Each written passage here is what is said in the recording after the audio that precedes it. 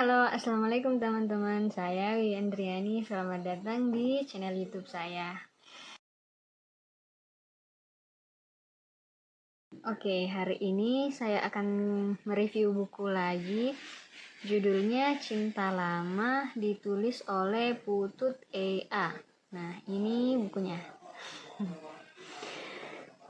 Aku baru pertama kali membaca buku dari penulis ini dan tidak ada fisiknya karena aku baca di aplikasi iJogja. Nah, iJogja ini merupakan aplikasi perpustakaan digital yang bisa diakses secara gratis. Nah, hanya perlu bikin akun dan kita bisa membaca semua koleksi-koleksi bukunya. Aplikasi ini mirip seperti iPusnas. Yang sering pakai iPusnas kemungkinan tahu hampir semua daerah punya aplikasi digital masing-masing dan dikasih nama sesuai daerahnya, misalnya iJogja, iJakarta. Di Toraja pun ada namanya aplikasi iToraya. Banyak, ada juga khusus untuk santri namanya iSantri. Banyaklah jenisnya pokoknya. Aplikasi iJogja ini sudah lama saya gunakan.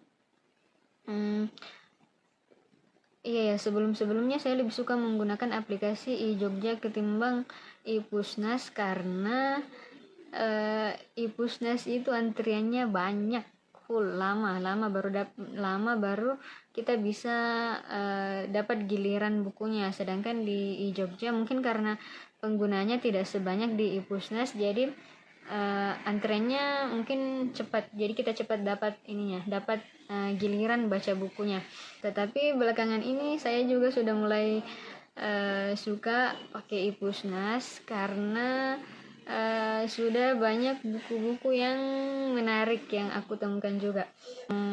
Mungkin buku-bukunya juga akan aku review kalau ada kesempatan.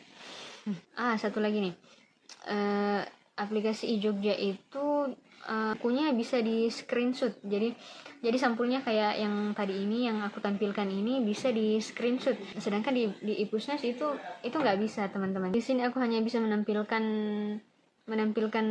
foto bukunya seperti ini yang sudah aku screenshot dari iJogja karena HP yang aku pakai baca buku juga aku pakai merekam video ini. Jadi nggak bisa aku perlihatkan secara langsung. Oke, kita lanjut bahas bukunya. Buku ini novel singkat yang menceritakan tentang seorang laki-laki penulis buku yang memutuskan untuk menemui kembali mantan pacarnya setelah 20 tahun dia hindari. Sebenarnya bukan dia hindari sih, lebih tepatnya dia tidak berani menemuinya selama 20 tahun itu. Di sisi lain, si laki-laki ini sudah punya istri, bahkan sudah punya anak. Nah, kenapa laki-laki ini tiba-tiba memberanikan diri menemui mantan pacarnya? Apakah dia masih mencintai mantannya itu? Atau seperti apa? Teman-teman bisa membaca full kisahnya di buku yang singkat ini.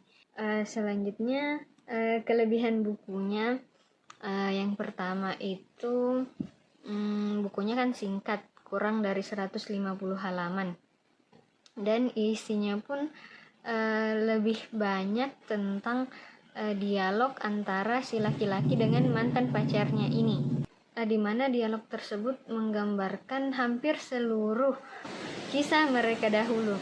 Jadi kita sebagai pembaca bisa tahu masa lalu mereka, misalnya bagaimana mereka berkenalan, bagaimana akhirnya memutuskan pacaran, dan selanjutnya cerita itu kita ketahui dari dialog mereka berdua ini.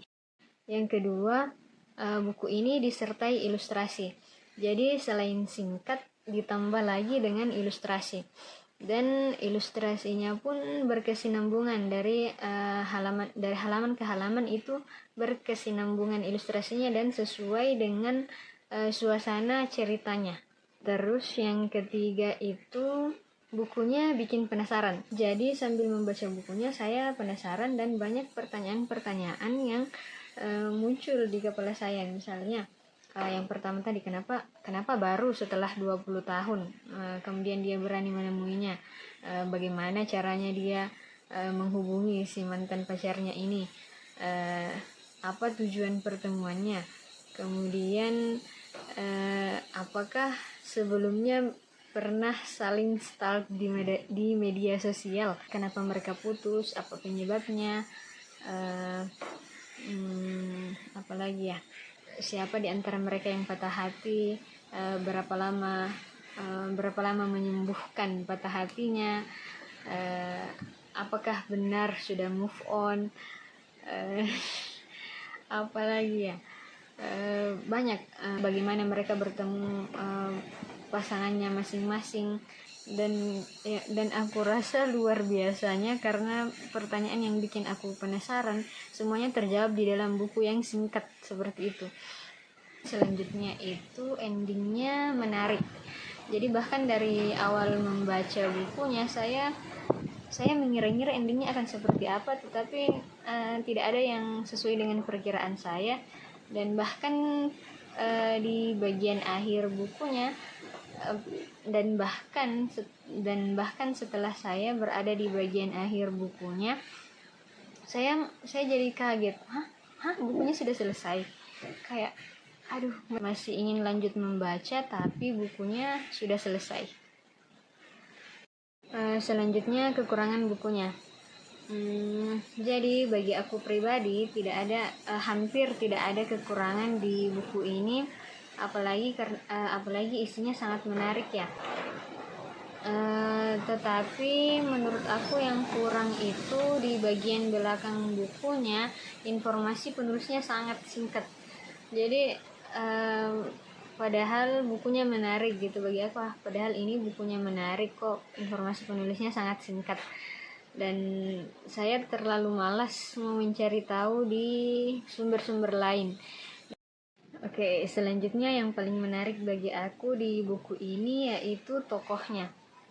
Jadi tokoh utamanya ini kan si laki-laki tadi dengan mantannya, tetapi dari awal sampai akhir namanya tidak ada disebutkan. Bahkan ketika mereka saling menanyakan kabar temannya masing-masing, semuanya ada disebutkan, si A, si B, si C, ada namanya, tetapi mereka berdua ini tidak ada namanya. Jadi maksudnya tidak disebutkan namanya. Jadi agak aneh sih, karena aku baru pertama kali menemukan buku sejenis ini.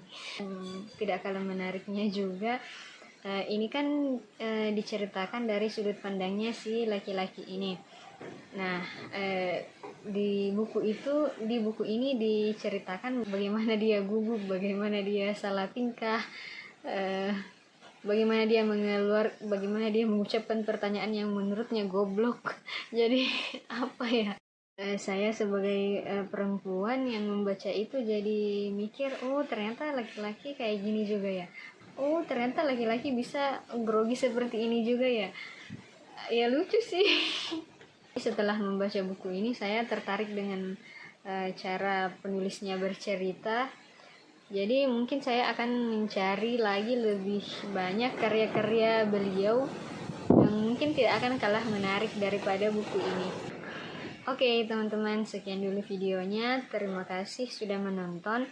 Dan kalau teman-teman punya rekomendasi buku yang bagus untuk dibaca, boleh tulis di kolom komentar ya. Terima kasih, sampai jumpa.